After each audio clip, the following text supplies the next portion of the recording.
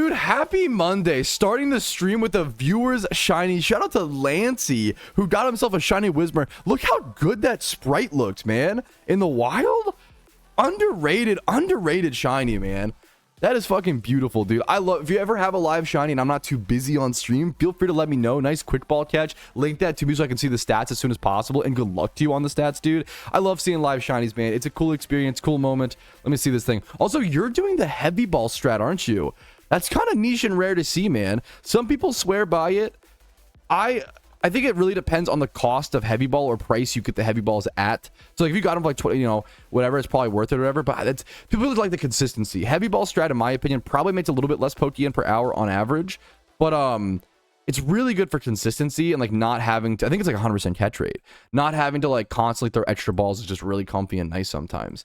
31 HP male, we take those. Dude, congrats. Beautiful Whismur. Lancey was just telling me this guy has 70 Ditto boxes prepped for Shiny War and like 900 eggs made. And like, dude, this guy has been gaming. He farmed a bunch of them himself, a bunch of Whismur boxes. I guess you're also not repeat balling, so that's cool as well. Dude, fair enough. Nice work, Lancey, and congratulations. Right out to Team Pure. Shout out, man. Congratulations, dude, again. Great way to start Monday morning, dude. Alrighty, fellas, but yo, what's up? My name's Patrouski. We can finally jump into the PokeMMO stream recap. News, tips, tricks, information, everything happening today, discussions. I'm sure I have a lot to talk about today. Let's go ahead and jump into it. First things first, catch events as per usual. It is not scheduled yet. We don't know what Pokemon or what location it will be at, but I do want to remind people the week 3 of the 8-week tournament catch event series will be happening on the 25th of July on Saturday at 1 p.m. ET. We already know when it's going to happen. We just don't know where and what Pokemon. So that would probably get scheduled very, very soon. But make sure you keep an eye out for that and don't miss that because it's part of that 8-week one. You can see all the other dates as well. If you don't know, over on this main post, all the other dates for all the upcoming 8-week catch events. So make sure you set aside a little bit of time. And if you can just go catch one Pokemon for this 8-week one, you just need 800 qualifier points for the finale, right? So if you just want to catch like a 100 to 120 IV Pokemon or total score Pokemon, submit it during the event, which you can't normally do, but for these you can. Submit during the event and then leave the event. That's probably what I'll do. Like during Shiny War on the Ironman account, right? I won't be able to, I don't have time to do like full catch events, you know? I think that would probably be a waste of time, but I could be wrong. We'll have to calc it and see, honestly. But it'll probably be a waste of time to try to do full catch events. I will just come catch like one Pokemon, like a 100, 120 plus, submit it as my entry, and then just like go back to shiny hunting efficiently to help my team during Shiny War. So there's those catch events to keep an eye out for. Next up, we have that Farfetch catch event with amazing Farfetch shiny prize coming up on the 23rd of July. It's at noon ET, Route 39 in Johto this Thursday. We've got Farfetch'd, Meowth, Magnemite, and Rattata up for grabs. And then there is a shiny Farfetch. We've mentioned this a few times. Shiny Farfetch'd up for grabs. This is a pretty rare shiny right now. I think it's a single encounter hunt. It's a tough shunt. Definitely one that's super good to win for free from a catch event if you can. So make sure to keep an eye out for that. And then next up, we have a really wholesome Chinese catch event coming up. I don't always cover Chinese catch events. You can find them over on the forums, but honestly, they're kind of hard to find sometimes. Sometimes they show up, sometimes they don't. I don't know why, honestly. But for those who don't know, because the time zone is so different, they will host what's called Beijing time zone catch events as well for people obviously in different parts of the world. These are actually the best catch events for Australian players. Fun fact. I think Australian players have a much easier time showing up to these catch events versus the Western world catch events on average from what I've seen. Based on time zones. So to double check obviously for yourself, it depends on where you're at in Australia, I would guess, but that's to my knowledge. Now, this is a Ampharos or Mareep catch event, and it's a community catch event, I think. It's honestly hard to tell based on the translation. I don't think that this is an official catch event. I think that this is, even though it's hosted by one of the moderators, I think this is considered an unofficial event, but I could be mistaken, so keep that in mind. It's a translation thing. I do have to Google translate all of this with the browser. This will be on the July 21st, Tuesday, so this is tomorrow at 1900 Beijing time. That's probably like 4 to 6 a.m. for me. You have to go Google, you know, what Beijing, just Google 1900 Beijing time to my time zone. Really easy to Google search for everybody. Hoenn Hunting Grounds. I'm assuming that's the Safari Zone. I don't know for sure. I'm assuming that's the Safari Zone. You have 1 hour to catch Mareep and Shiny Mareep. This actually gives you a plus 20 point bonus, and you could win yourself a Lucky Red Dragon Mount plus another Shiny Mareep with good stats, 0 speed, I think. And then Afraid of Loneliness lonely? Is that the nature? It's always kind of cute to do these like translations, right? And then second place wins orange flaming sword plus one of the Lunar New Year mounts. And third place gets the white fluffy witch outfit. Fourth place, plus Pumpcat, excuse me, plus a Pumpcat. Fourth place gets a alpha dino, it seems like, and then a ditto with a bunch of particle effects. That's a pretty cool reward. So I think this is an unofficial catch event, but there's a really wholesome story behind this catch, which is why I want to share it actually today. Hello everyone, my name is, I'm not going to attempt to pronounce that, I'm so sorry, my apologies. This is my last time sponsoring a community event because I'm getting married in a few days, on August 10th. It's also my birthday on July 21st. I originally planned to have a special event on my wedding day, but I realized I wouldn't have time. I know that as someone who got married about a year and a half ago, or I guess over 2 years now at this point, you're so rushed on your wedding day, but it's a really beautiful time, dude. It's a really fun day. I decided to have it on my birthday instead. Although I haven't played PokeMMO for a while now, my guild friends are still very helpful. I'd like to express my sincere gratitude to all my guild mates. Last time the catch event was held at a land-based group activity starting in a certain lake in Sinnoh, I assume. This time it'll be held starting at the point of this lake trip where I first met, which is also where Mare the Sheep started. I assume this is like some catch event thing that he's done for a while now, you know? And he's kind of like looping it back around. This is like a really fucking wholesome, beautiful story. Thinking back, my time in PokeMMO was one of the most fulfilling periods of my life. In real life, I'm not a very talkative person, although I did find a partner through a relative's introduction. But in PokeMMO, I met many like-minded friends, referring to those in my guild, and I will never forget them. The plus 20 for the shiny were meant to let the players who got a shiny experience the romance of, I assume, Mareep. He deserved the extra points. Finally, I hope everyone had a great time at this community event. To many happy times. This is so fucking sweet. This is what MMOs are all about, man, is making these memories, feeling connected to these people, making lifelong friends that you'll never forget, having amazing, fulfilling experiences, and hosting events along the way, and hosting opportunities for that to happen. I can't give this guy enough love. It's so wholesome. Much love to this guy. I hope your wedding goes perfectly as planned. I hope you have the most lovely, amazing, beautiful wedding you could ever ask for. And much love to you and your spouse and your family. This is a beautiful, beautiful fucking forum post and a beautiful event to host. I love stories like this in PokeMMO, and I love that it can transcend the language barrier. I think it's super fucking beautiful. So that's all of our catch events to cover for today. Now, we still have the achievement showcase and a few other things, but I think we might have catch event results, actually. One sec. Alrighty, fellas, we have Litwick catch event results. Let's go ahead and jump into it. In fourth place with 22 points, we have Fluorescent. Congratulations to them. In third place with 172. Pretty high scoring third place. It was a pretty like quick ballable event, so it makes sense, but I didn't see a lot of crazy catches, I guess, shown off in global chat, but that's how it works sometimes, you know? I don't know if it's a Sympion or Chimpion. Either way, it's a cool name. Congratulations to you on third place, gamer. Second place, 176. Okay, that's a very high second place. 176 second place. Holy shit. Dave N. And then first place, 178, Wayworn Rex. Congratulations to all three of you guys. All four, I guess. All four of the winners. Congratulations. That's another catch event in the books, guys. One of the best ways, in my opinion, to be involved in the PokeMMO community. Have a lot of fun. Have a chance to win an overarching shiny prize. And if you're quick balling, probably not make some Pokeyen along the way. But I don't know. I caught a lot of one-time 31s. If I was on the main account, I might have profited from this event, which is kind of shocking. A lot of dust stones as well. It was a very fun event. This Litwick event was very, very cool in my opinion. Let's go ahead and jump into more. Thanks for watching as always, guys. Let's jump into some other news. Alrighty though, fellas, we have the achievement showcase to go ahead and jump into. We have a fair bit of achievements today and some pretty crazier ones once we get later into the achievements, okay? So stick around and hang with me, okay? First things first, though, we have Storm Shadow, who got all the octarinas. Dude, this is a good feeling. This is a cool collection. It's nice to have this, like, you don't need all the octarinas. I'm an infamous Dig Ocarina hater, okay? I hate the Dig Ocarina. It is so incredibly not worth it. I talk about it in my RP buying guide, but I still have one on the main account because there is like this completionist aspect. I think it's fun to get every Ocarina and to earn them via, you know, earning the Pokeyen. So congrats to Storm Shadow on getting all Ocarinas, man. Hell yeah, gamer. Next up, we have Sorma02, who got a shiny Ghastly at 36,000 encounters. Right before this, they got like a shiny Meowth for like 1,400 encounters. So a really lucky shunt into like a pretty earned shunt. Congratulations to you, Sorma. Next up, I called this screenshot, bro is a poet, because I think it just goes through like so many beautiful mental lessons of playing MMOs. Let's just read what he says to say. I went for my first shiny hunt recently, Axew, and I was really ambitious and honestly delusional, thinking I would avoid phasing entirely and I would have a low encounter under 10,000 encounter shiny Axew. Well, reality started hitting hard, and going past 30,000 encounters sucked. My expectations were a fever dream. I phased on a Woobat at 40,000 encounters. I was devastated. I really wanted to quit the shunt instantly. But hey ho, what can you do? Hey ho is really funny.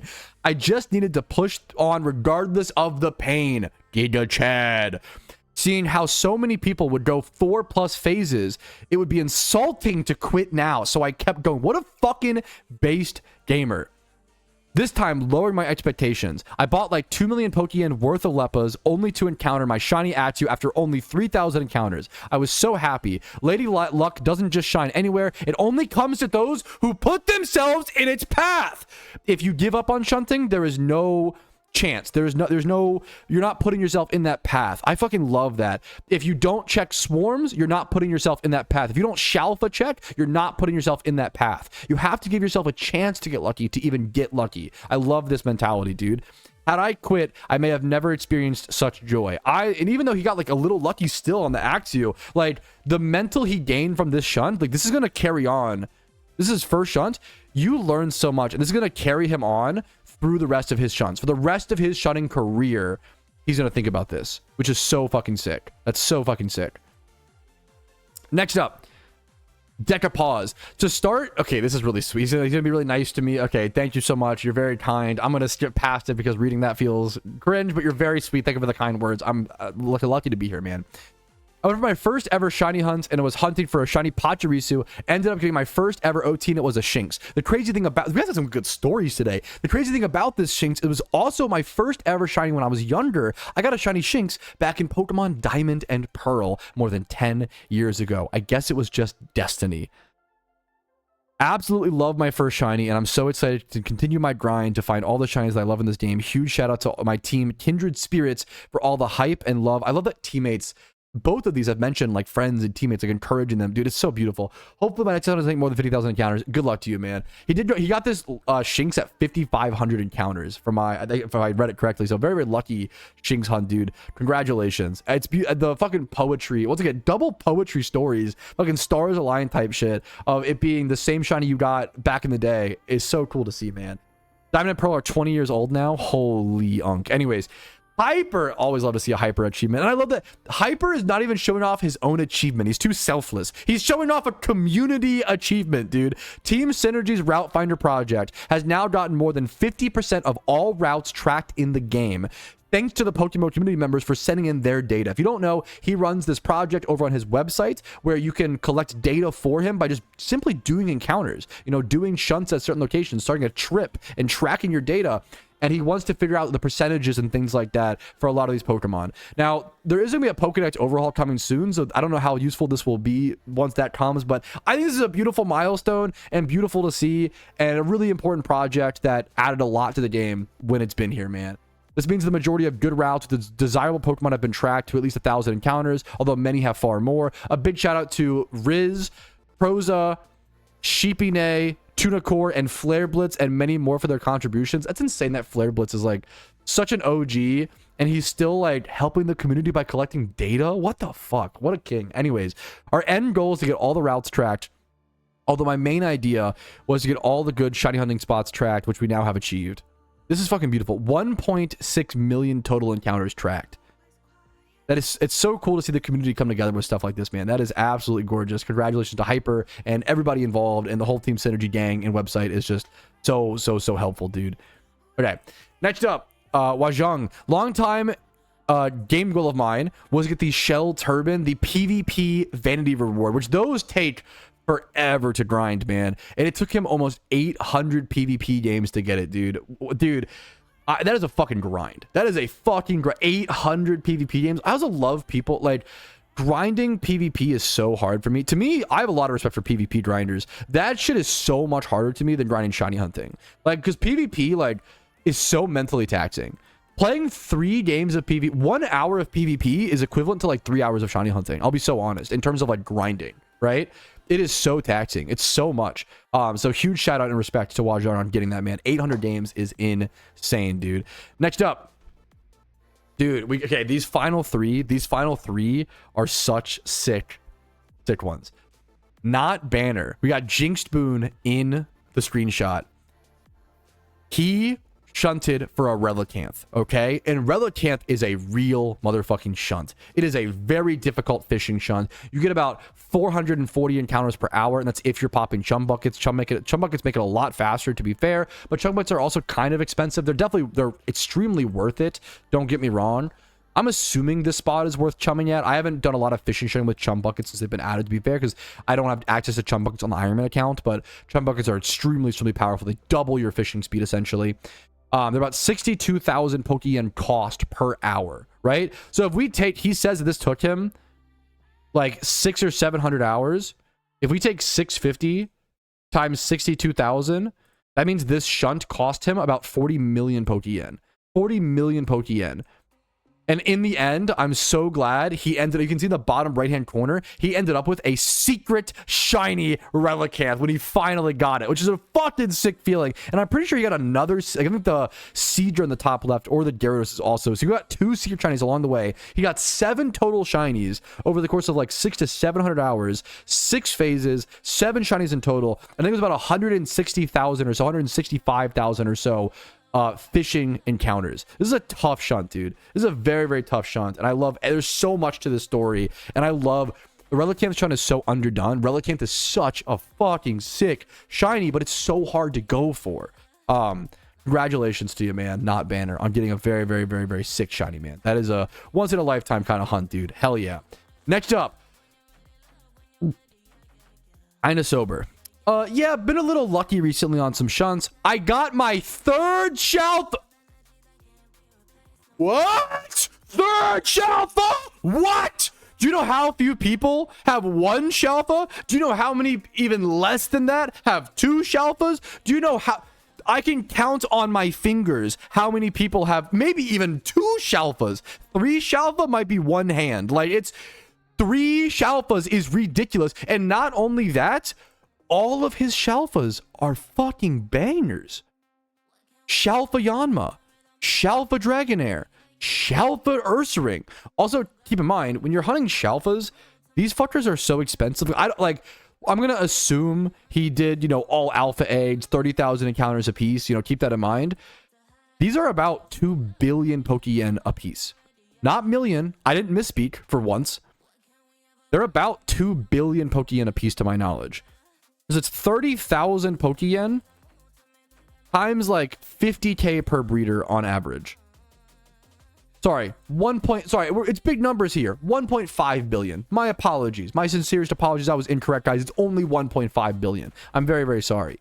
1.5 billion Pokeyen per one on average. You have to consume a male alpha each time, right? Or a female of the same, which is gonna be a bit cheaper. Man, you know what? Maybe it's around 1 billion. Oh, it's actually cheap, guys. Wait a minute. If you assume if he gets let's see, actually. If he gets like male, if his alpha Yanmas come out male, he needs to buy female Yanmas. How much are those? Let's see. They're like, they might be like 20k, so a bit cheaper. No, they're still 40k. Okay, never mind. They're still really expensive. Okay, so 1.5 is about right. 1.5 is about right. Yeah, it's about 1.5 billion Pokeyen per Shalfa about on average. So that's a total of 4.5 billion Pokeyen spent on these 3 shunts on average. And he also got a single, it seems like Larvitar, and not doing that singles, maybe eggs. He eggs a ton. Larvitar and Shroomish within the past week or so. This is fucking Team Void. Fucking shout out this guy. Holy shit, man. Insane hunts. Insane grinds. I don't know what to say besides that is one of the best shiny collections on one account that exists in PokeMMO. That's unbelievably insane. Anyways, we have one more thing to cover that in my opinion is actually slightly just more insane than that. And you might have heard another very handsome, talented PokeMMO content creator did a video on this, and I'm jealous, dude. He caught it live. I'm a little jealous, Epoch. I'm not gonna lie. But thank you for making that video, Epoch. Check him out. He always shouting him out. Obviously, he's great. He's doing really cool original stuff in the PokeMMO space. Love Epoch. Dude, double shinies are so rare. I remember this. 2 shinies and 1 horde are so, I don't know the math, it's so fucking rare. I'm pretty sure it's like, I don't want to say a number because I just don't know. To get before 2023, we had only ever seen 2 of these in the game ever. 2 to 3, I think, all time. Now in 2026, I'm pretty sure we've seen like 10 to 20 of these, which is to show you how much more popular the game got and how much better shunners got from like 2023 to 2026. Because from 2013 to 2023, we had only seen like 3 of these ever. And then 2023 to 2026, now we've seen like 10 to 20 of these, which is insane. It's probably the rarest, if not just one of the rarest things that can happen when shiny hunting in PokeMMO. And what's really special about this one is that I think this was the first one. It might not be, so my apologies. It's one of the first ones. One of the first ones to happen with the encounter counter. And I had never seen, if you don't know, you can't catch both. You have to kill one and catch one. Look at this. What's really cool is that on the dead Maril and the caught one, they have the same exact numbers. This, to my knowledge, is the only way to get this. That is insane. That is absolutely fucking crazy that they have the same exact encounter and, you know, total encounters thing. The funny thing is the time is different because the dead one dies, you know, the dead one died like 30 minutes faster than he caught the second one, right? So like the capture date's actually different, which is hilarious. The fact that the encounters both read 12,521 and Marl encounters both 229, I thought that was really interesting. I've never seen that. I've never seen that before. I thought that was really fucking beautiful. So that is our achievement showcase. Pretty banger achievement showcase today, if I may say so. I thought that was insane. So thank you to all you guys for sharing your achievements. You guys make this possible. If you want to share your achievements, check out the achievement showcase chat in my Discord. It's near the Is Patrouski live chat. Okay, so look for that, and you should be able to find the achievement showcase. I love doing them. It's a way to show off what PokeMMO gamers are doing, what they're grinding, what they're up to. A way to show off the sunrise in my Minecraft world. I fucking love doing it. So thank you guys for sharing your achievements and making it all possible. Let's go ahead and get into the rest of our grinds here today on the Ironman account, which I think will just consist of some shiny hunting, which I'm very excited for. Let's jump into it. Hey, Patrouski, I just got my second shiny ever, Sneasel. He had 0 attack IV. Sorry about that, man. Is there any PvE utility recommend for him? There actually is. You can make that into a pickpocket Sneasel and use him as like a thiefer. And also, if his defense and how's his defense and HP IVs? And then what's the nature? Like bold would really be good. You actually just want like a bulky one, right? So going like decent defense and HP, right? Defensive HP and then like a bolt plus defense nature would be ideal for something like that. You will need prismatic pearls. You're gonna have to buy a Weavile or Sneasel with hidden ability access, and that's gonna cost you, let's see, 31k. Only like 11 to 15k or so. Not too bad. Like 15k. The hard part is gonna be, you're gonna need 3 prismatic pearls, but it's worth it to make your shiny usable, right? Like you're gonna have to pay like 900k for 3 prismatic pearls, but it's gonna allow you to transfer hidden ability access. What prismatic pearls do, they transfer hidden ability access from one Pokemon to another, and you can pay 3 and transfer from the non-shiny to your shiny. So hopefully that helps you out, man. Also, shout out Prism Scale, which is just a collectible, I think, discontinued item in PokeMMO from like way back in the, like 2015, if I recall. Yeah, Prism, yeah. It's not even on the GTL sometimes. It's a very weird, rare, niche, hyper niche collectible item to shout out. Tarox just said, I'm reaching 83,000 encounters dry on my first shunt. Dude, going that dry, and you're also, okay, the Force and Boy thing is so, never lucky. Literally never lucky. That's funny. That's an old Twitch meme. You going dry on that first shunt, that dry. Number one, reaching. A lot of players go 30k dry on their first shunt and just quit the game. They just give up. The fact that you haven't given up when you're 83k dry is so telling to me that you're going to do well here and perform well in PokeMMO. If you can push through your first shunt, if your first shunt goes dry and you can push through that, everything else from that point onward is going to feel like a cakewalk. You are building your mental. You are setting the bar on your first shunt. Going dry on your first shunt is such a gift and a curse because it sucks because you're dry and you might quit. You might never get the shiny. You might give up and you might never see it through. That's the curse part. Okay. But the gift is if you do push through everything else will be so much easier, and you will build your mental so much. All I need to see you do is get that shiny, and I can't wait to see you get that shiny, man. Yes.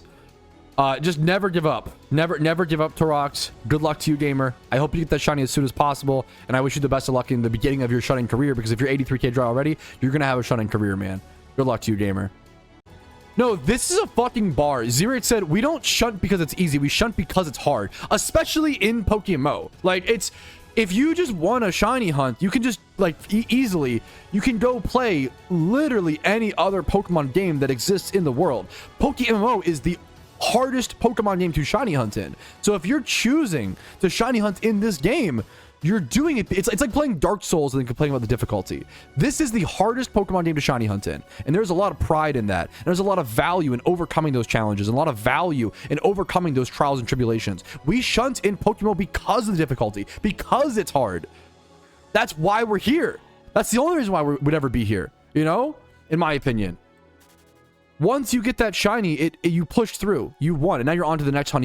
There are some days where I hope to go dry, you know. There are some shunts where I'm like, I want to go dry to feel something. I want to go dry to feel that overcoming, that fucking Sisyphus boulder crushing my shoulders. I want that feeling, you know? And that's why I can't fucking wait for Shiny Wars. Dude, the competitive Patrouski is coming out, man. I can't... I've been getting hyped the fuck up, dude. You never went dry for long? My first ever shunt was 300,000 encounters dry. I know what it's like. And then my second shunt was my dream shiny in the Safari Zone at 106 encounters. I've been everywhere, all over the spectrum. I have survived every shunt possible in PokeMMO, except for a Shalfa hunt. Or, no, I shouldn't say every hunt. I've survived a lot of them. Never attempted a true Shalfa hunt. I don't have the Pokeyen for that. Never done... I've still never gotten an egg, somehow. I egged a lot. I've done 40,000 or so eggs, which is obviously, you know, people have done a lot more and got a lot drier. But I got Cranidos. I egged like a lot for Cranidos, and I ended up getting through a fossil. So things like that, right? 300k might break me. Nowadays, what I always tell myself is, what would Kuroshi do? Kuroshi is the gamer who went 474,000 encounters dry, the longest confirmed dry streak by the developers in PokeMMO, also during the first Shiny War. And they were on the rank 2 team in the first Shiny War. And they went 474,000 encounters dry and still got rank 2. And it was a really tight fight between rank 1 and rank 2. And they never gave up. It's insane what Kuroshi did. It's such a insane thing. I'm glad. I don't know how this discussion started, but you got me fucking hyped up. So thank you for that. Wait, this is genius. I haven't thought about this. Frozen Destiny just said, you might have already answered. I have not answered this. But will you run permanent raids on your main account during Shiny War for a chance for a shiny legendary like Heatran and Cresselia? Is it because that 10% boost affects them? So you can like pop a shiny charm, pop a dono, and then have that wild boost, and you can do the legendary raids and have like actually a 30% boost, but it's like 10% on top of 10 on top of 10. Dude, that's smart as fuck. I have not thought about that. I've not heard anybody talk about that. I think it's wild only. I think that might count. I could be wrong. Or like trying to shut the roaming legendaries. That's true. I don't know if I'm going to have any time or energy. I'm going for top 10 on my Ironman account. I have no time or energy to play the main account during war. But I love talking about this to hopefully inspire others to try to go for it. That's a great heads up, man. I had never heard anybody mention that so far. I feel I could be wrong. Maybe we could ask the devs. I would guess that the Heatran encounters and stuff count as like wild encounters, but I could be wrong. So please take that with a grain of salt. That's my guess. But that's a crazy thing. Even if not, you can still have the roaming legendaries, like those, you know, are probably boosted. That's really interesting. A great shout from, once again, Frozen Destiny. That's a great question, man. No, dude, it's going to be insane. Someone said I could only imagine the competition is going to be much more steep this year during Shiny War. Dramatically so. And this just happens for a lot of reasons. Number one, the competition just already gets more insane every year as people can plan for things better. Like now you've had a year, 2 years to know before a Shiny War to prep dittos, prep fossils, prep whatever you need. You have a lot more prep time. You learn a lot more about the game. You learn about how to strategize. Players just get better and better every year, right? They also get more and more competitive every single year. You also have the extra prize now with the Royal Charizard stuff on top of it. So now there's a reason to go for top 10. Like competition already gets more and more intense every year as players get, you know, get better and better, but it's going to be insane this year. That's why, like, I truly think this is like my last chance to get top 10 on the Ironman.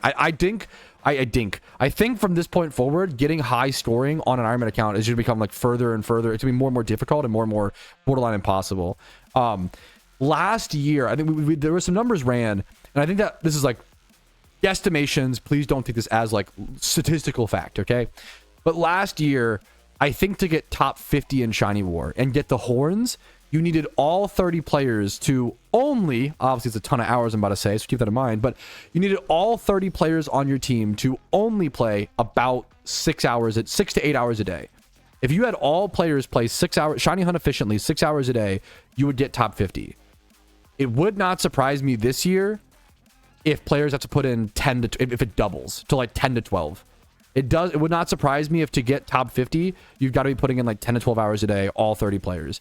I've seen this happen before with like RuneScape competitions. It's just getting more and more intense. Like there was a point where like the top RuneScape player would log like 102 hours played, and then it became 110, and then 112, and then 118, and then 122, and then 144. And it reached a point where people were like, okay, this is like legitimately getting dangerous. Like, and people like stopped doing competitions in RuneScape or slowed down dramatically on them because it reached, gamers are fucking competitive and humans are competitive, and we will push our boundaries and push our limits so much, sometimes even a little too much. You have to be careful and keep that in mind, you know? I'm going to be playing video games a ton, but I'm also going to be trying to have some dumbbells nearby me. I'll probably be more physically active during Shiny War than I am not during Shiny War because I'm going to be making it more of a point to like be on the treadmill and like have the dumbbells and do things, you know? So I'm looking forward to that, honestly. During RuneScape competitions, I was in some of the best shape of my life playing RuneScape like 16 hours a day, which is hilarious. Even more than that, honestly. So you can play video games for long hours and be somewhat healthy. It's not the healthiest thing in the world, you know, obviously, but most people aren't the healthiest people in the world regardless. You can be healthier than the average player and play video games 14 hours a day. You can. It requires doing the right things, but it's possible, you know. It's definitely I see it a fair bit in these competitions. Okay, this is kind of a spoiler, and I haven't mentioned this yet anywhere, I don't think. But I will be doing kind of a subathon during Shiny War, okay? I have a notepad document with different incentives and rewards based on how many subs that I get for the entire month of Shiny War. So one will be like the easiest one. Should I reveal this? Should I even reveal any of them? It'll be like an example would be, this is not one of them. An example would be like, oh, every 5 subs I like take a sip of my energy drink or some shit. That's not obviously one. That would be, you know, but like every 5 subs something happens, or every 20 subs something happens. If you gift 20 or more subs, anyone and everyone who gets 20 or more subs will get something special that I've planned out as well. Something like permanent in my life, which I think is really cute. So there will be subathon style incentives and goals and things to shoot for during Shiny War during the month of August. So keep an eye out for that, fellas. I think it'll keep things spicy and fun and interesting during the long grind. Wait, this guy's name is so good. Mondays, am I right? It's literally Monday. Okay, maybe I'm a little too hyped for that, but that's a banger. I love usernames in PokeMMO. That's a banger username.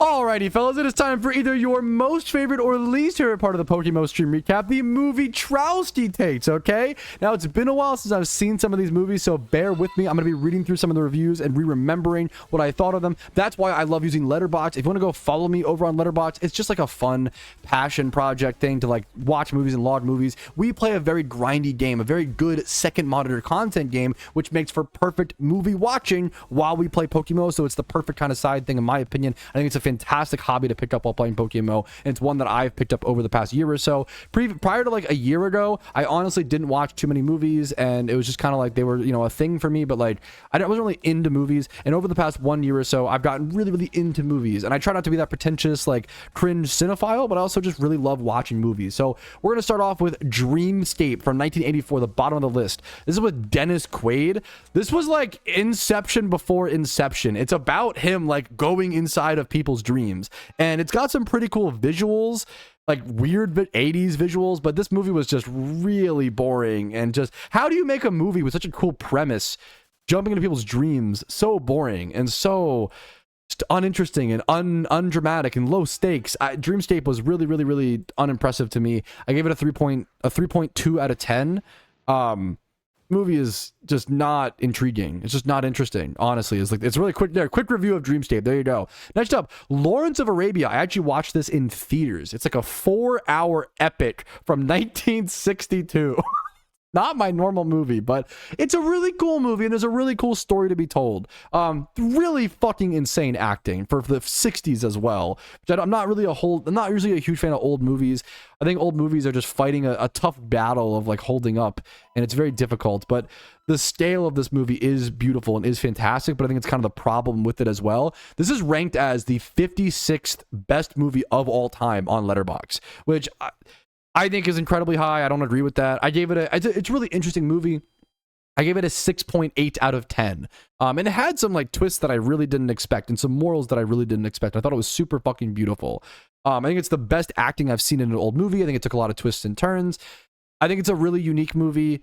I don't think it needed to be like the 4-hour runtime that it was. I think it could have been like 2 hours, 2.5, and it would have told the same story.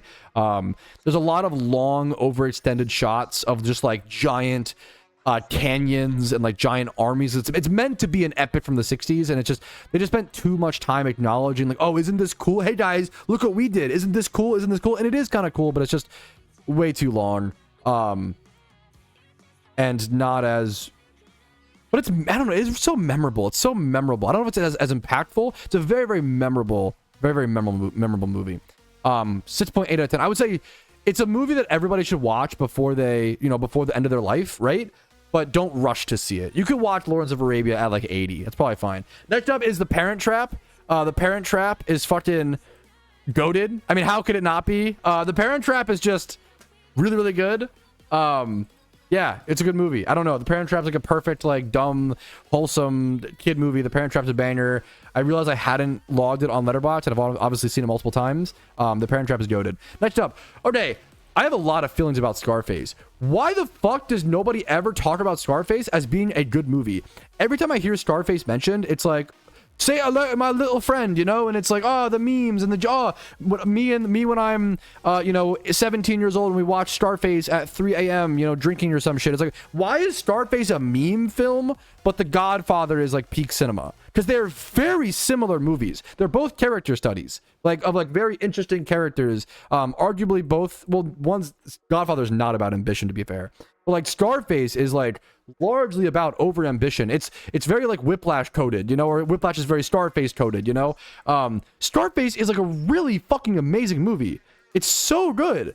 And I only ever hear it mentioned as like a meme or a joke, but it's actually just a phenomenal fucking movie. I give it a 9.8 out of 10. I saw it in theaters. What an honor to watch this movie in theaters in 2026.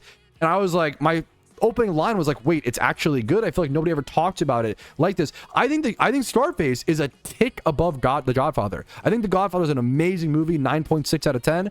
I think Scarface is just a little bit better. I think Scarface is fucking amazing, and Al Pacino obviously is just insane in this movie. He's just totally lost in the fucking character.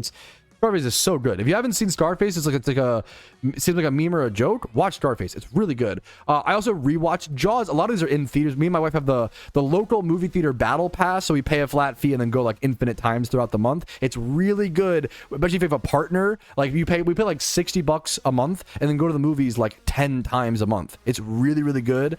Good deal. Banger. And it's all our date nights, are like planned out. I recommend it a ton if you have a local movie theater battle pass. But next up is Jaws. Jaws is, it holds up. Jaws is an older movie that holds up, dude. It's like the 50th anniversary was like 51st anniversary of Jaws, and it's unbelievable how much it holds up. It's unbelievable how creative the directing was. How smart they were about like showing the shark the perfect amount, and how like not showing something is way scarier than showing something. Even though they had that giant mechanical shark. What's really interesting was there was a pre-showing interview with the director of Jaws, it's Spielberg, right? Let me double check. I'm not an idiot. I'm pretty sure it's Spielberg. Yeah, there's a pre-movie interview with Spielberg, and he said that he thought that Jaws was so bad that once it released, nobody would ever work with him in Hollywood ever again. Which is fucking crazy. When you watch Jaws, like, that was one of the most interesting.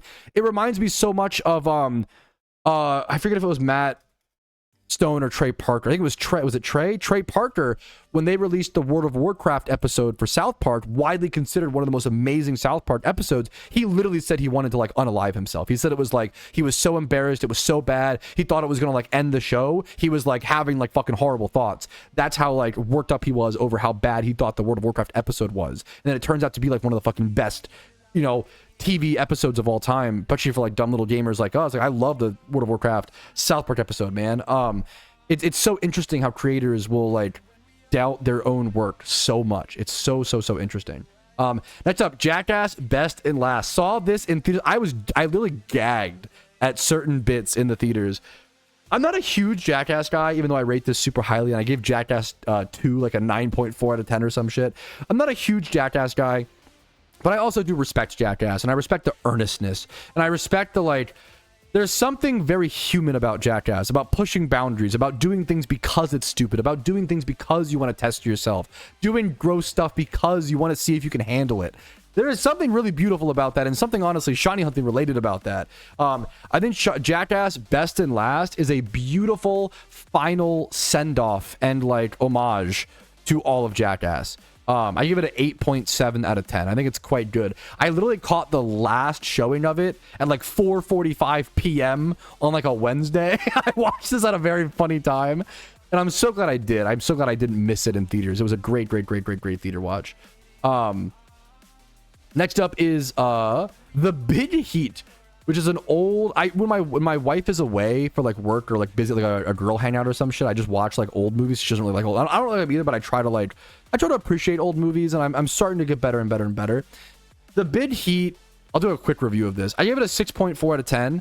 I think it's mostly a very fine movie, like very okay for most of it. The final 10 minutes is a great payoff, I will say. And then I think The Big Heat is the perfect movie if you want to watch an old school like detective. If you ever wanted to watch like LA Noire the movie, or like some like old school detective movie, The Big Heat is just like the most perfect, like almost like stereotypical like old detective movie. It's a fun little watch if that's what you want specifically and very exactly. I gave it a 6.4 out of 10. Next up, one of my least cinephile takes. I really like The Tomorrow War. Okay, a lot of people think this movie is cheesy, and it wasn't as good on the rewatch, I will say. I actually lowered my score. On the rewatch, some of the dialogue is pretty goofy and pretty funny. Okay, I'm not gonna lie. And there's a heavy, like overly used comedic relief character in this, which I love. I love Sam Richardson, but he is just used so poorly in this, in the script. But he also I don't know. But he also has one of the best lines in the movies because of he's so comedic, and he delivers one serious line that's like so chilling. I really like The Tomorrow War. I think it's pretty fun. It's dumb fun. It's dumb fun action movie, but like dumb fun with action with like a pretty good plot. I thought it was interesting. I know there's like plot holes and time travel and blah blah blah. I thought The Tomorrow War was a lot of fun. I really enjoyed it. It has one of the most beautiful shots in my opinion, like in a movie. There's a really beautiful like fucking visual. I gave it an 8.7 out of 10. This is my like guilty pleasure cheese. I like The Tomorrow War, man. Okay. Next up is Walk Hard, the Dewey Cox story. Dude, I've been wanting to watch this movie for so long, to the point where I almost built up this like unfair expectation. I thought this would be like one of my favorite comic movies of all time before I even saw it. And that's not fair, you know? And I really like it. I still really liked it. I think I gave it let me go double check it. I gave it exactly a 8.6 out of 10. Okay. I still really liked it.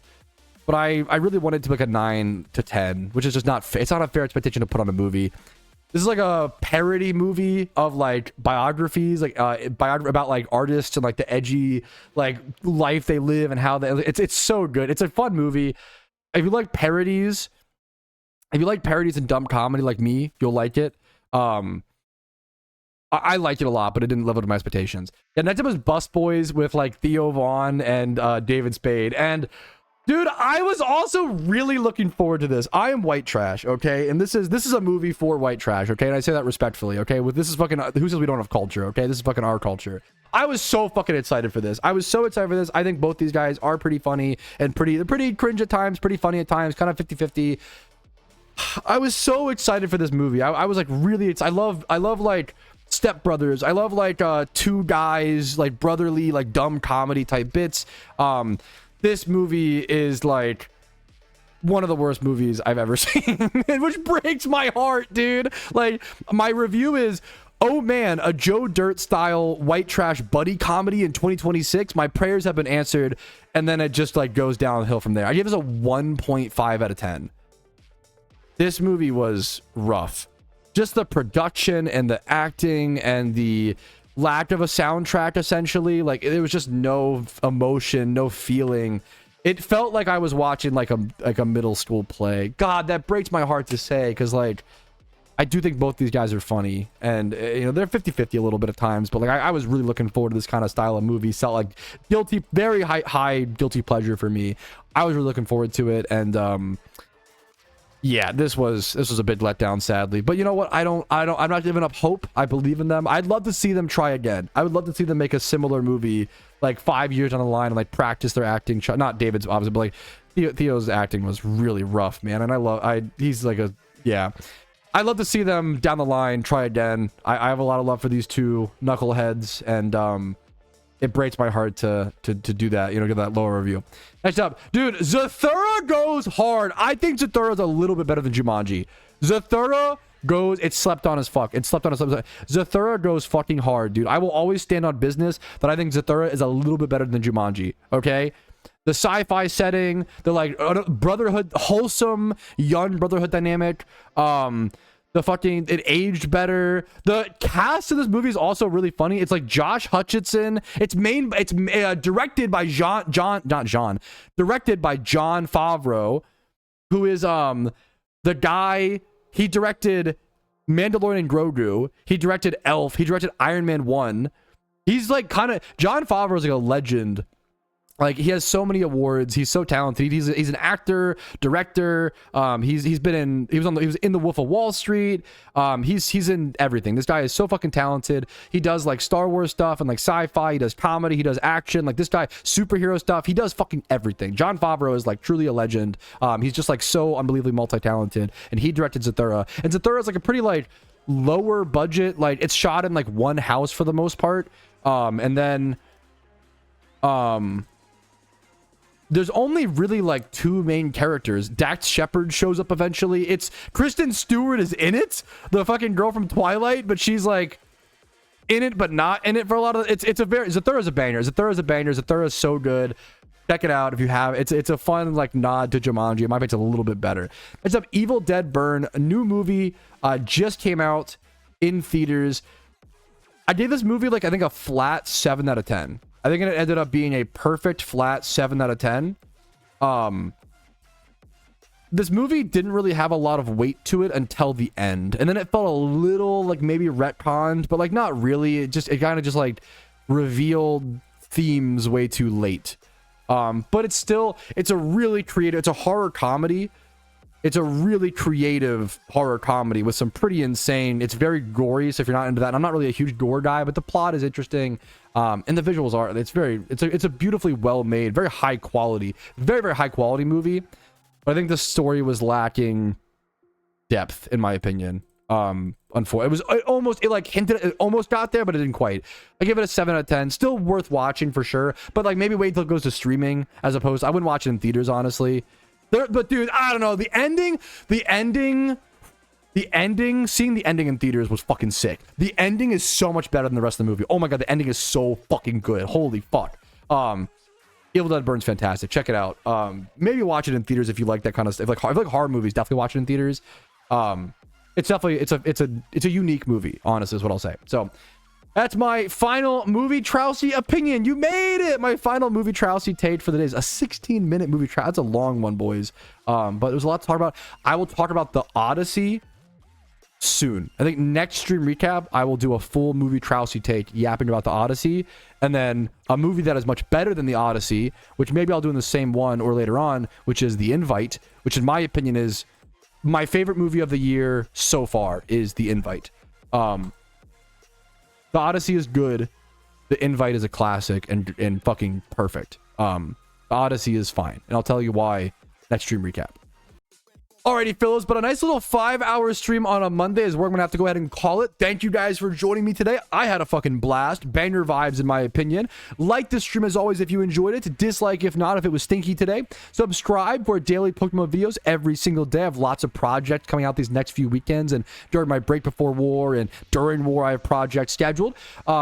Discord's down below if you're interested. If you want to go above and beyond and support the content, YouTube memberships, Twitch Primes, Twitch subs, you guys know the drill. Have a great day. If you want to support, I appreciate it. Have a good one. I'll see you guys later. But for now, fellas, peace, Reno. Yo, what's up? Outro Patrouski here, and I want to take this moment to say thank you to everybody who goes above and beyond, and thank you as the viewer to making it to the end of the video. I hope it was helpful today and maybe even a little bit of fun. Thanks again for watching, and have a good one.